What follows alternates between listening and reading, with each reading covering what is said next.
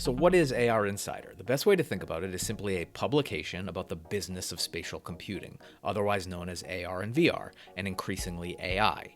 And it's owned and operated by industry research firm Artillery Intelligence, which brings lots of advantages and cross-pollination of content and insights.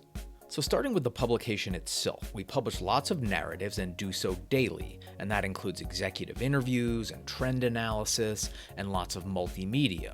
But importantly, we don't produce news coverage. There are plenty of others out there that do that really well, but rather deep dives into strategic narratives about spatial computing market dynamics. And the goal there is to be more of a magazine-style publication in terms of scope and style. So in other words, think of weekly or bi-weekly magazines like The Atlantic or The Economist. You're not going to find news coverage per se, but instead lots of analysis and insights that are based on news and industry happenings.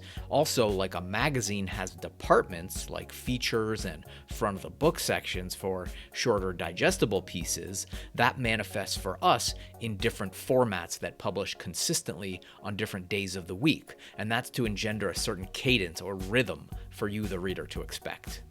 So back to the interplay with AR Insider's owner, Artillery Intelligence, the idea there is that some of the content and narratives that fill the pages of AR Insider will flow from and be informed by the insights and original research from Artillery Intelligence. And that goes both ways because Artillery Intelligence likewise benefits from the rigor that's applied to running a daily publication. And that includes lots of perspective and industry awareness and access to influencers and revenue leaders, and a lot of that translates into reliable data and inputs for Artillery's market sizing and forecasting work. So altogether, we like to think of that as a circular flow of knowledge. It's also important to note that AR Insider has deep roots from my own background and other places in print journalism, and we hold a great deal of pride and reverence for that discipline. So we follow the Society of Professional Journalists Code of Ethics, which involves lots of key rules and ethical practices such as disclosure protocols, among other things.